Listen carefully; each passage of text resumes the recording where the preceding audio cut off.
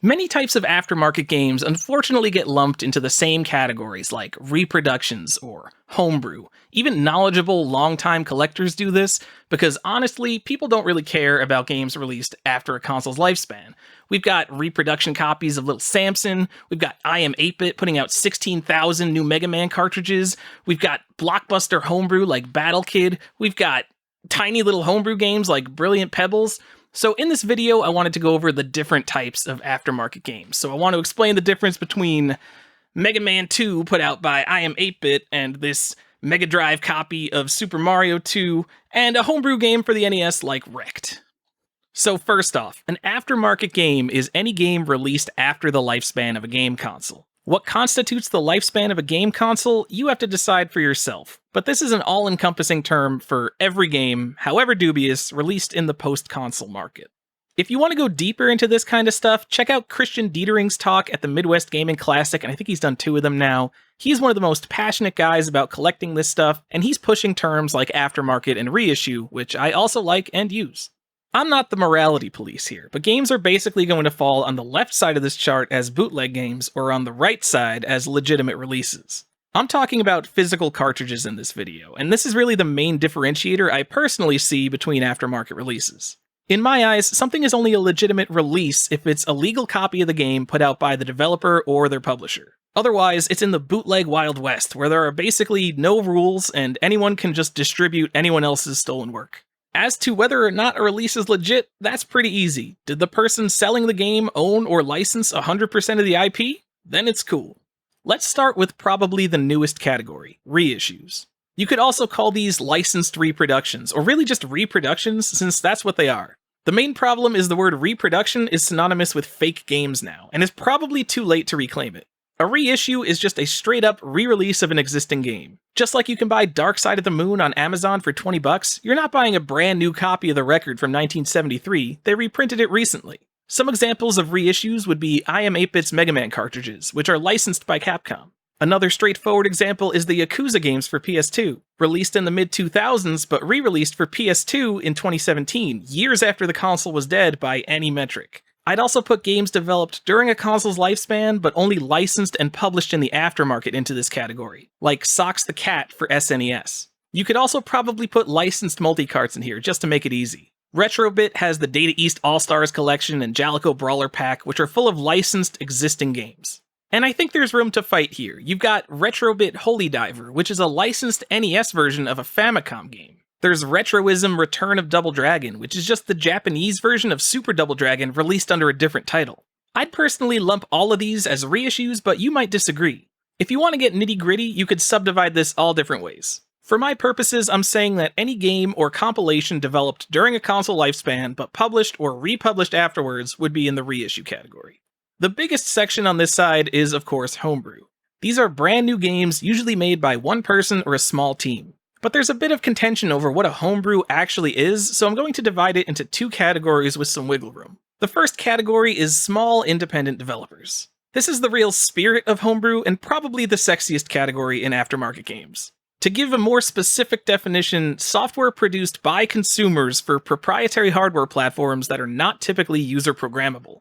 They're usually self-taught, hobbyist, vintage console programmers that make everything from small demos to big passion projects. They might sell their games, give them away, or both, but the games probably weren't made so they can get rich. I'd say if selling NES games is your full-time job, you might not belong here. Otherwise, it's probably cool. And so kind of everything goes in here, from huge releases like Battle Kid, which has been for sale by RetroZone for almost a decade, to, hey, PM me if you want to buy a cartridge of my game releases on forums like Super Tilt Pro. There's Legends of Aulia, a game sold by the homebrew publisher Infinite NES Lives, or Alfonso's Arctic Adventure, a game with a $30,000 Kickstarter. These were sold for profit, but I think they're clearly hobbyist-developed homebrew.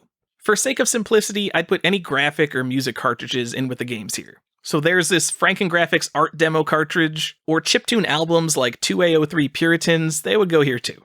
Outside of this, there are game developers and publishers who make brand new aftermarket games, but they don't really fit the spirit of homebrew. I'm just going to call these big publisher releases. Unholy Night on SNES was supposedly made by ex-SNK developers and published straight to Amazon by the relatively large game publisher Tomo. That's just not something you'd ever see with a traditional homebrew game, so I think it's its own thing. There are also a ton of games made for NES hardware in the 2000s, largely for plug-and-play consoles like the original Atari Flashback, AtGame's Genesis Flashback, or original games on a million other Famiclone systems. And to be clear, the original Atari Flashback is based on Famicom hardware. It has new Chinese-developed Famicom ports of Atari games. The AtGame's Genesis Flashback has dozens of terrible original Genesis games on it. All of these were made specifically to put into products and sell them on Target shelves. Then there's this sort of gray area where I think you could argue either way. I think something like Megacat Studios fits in here, an indie developer with multiple full-time employees that cranks out lots of new commercial games for vintage platforms. And they've had some big collaborations. They made Fork Parker's Crunch-Out with Devolver Digital. They self-describe their games as homebrew, but is a game made by full-time developers with involvement from a publisher who puts on their own E3 press conference really homebrew, or is it just an indie game? Do their smaller games qualify, but bigger collaborations not? You'll really have to fight this one out for yourself. Let's move on to the Bootlegs Zone. Just so there are no arguments, let's get the definition of bootleg: made, distributed, or sold illegally. Everything in this category infringes on someone else's IP or copyright, so it's all bootleg. Often these games are obviously called reproductions as a blanket term, but there are licensed legal reproductions, so that term doesn't really make any sense, and I'd like to avoid ambiguity. We've got categories, but the first ones are just kind of basic normal bootlegs. I don't know what else to call them. Games that don't have the right to be sold, but you aren't trying to fool anyone and pass it off as a legitimate release, but nothing has been changed or added either. So, Retro USB's Nintendo World Championships, for example. I don't think this card is affecting the collector's market for $42,000 originals. I don't think it's doing Nintendo any harm or anything, but there's still nothing legitimate about it. There's also prototypes. This used to be a pretty big one. Believe it or not, just because you found an unreleased prototype, it's not public domain. And it certainly doesn't give you exclusive rights to sell copies of it. This happened with Chuck Yeager's Fighter Combat, which had a limited edition of 150 print run of bootleg copies after somebody found the undumped ROM. And I have to say this somewhere, limited editions of bootleg games just kill me. It's so ridiculous to claim a limited print run over something you don't have the right to print in the first place. Literally anyone has as much right as you do to print more copies of these games. Some people don't like hearing it, but these aren't collectibles. I would also put here the games that are like, but it never came out in America. These aren't exactly one-to-one copies of existing games with intent to deceive, but they aren't usually modified hacks either. Some examples are Retro USB's Gimmick or Rose-Colored Gaming's Marvelous, a Famicom and Super Famicom game that didn't get a US release. If you just browse the Nintendo Age forums, you'll also find dozens of handmade Famicom games spruced up in limited edition American-style packaging. And I didn't even put it in here, but very obviously a part of this are bootleg 8-bit multicarts. Those are everywhere from the 90s up until today. Obviously, those are bootlegs.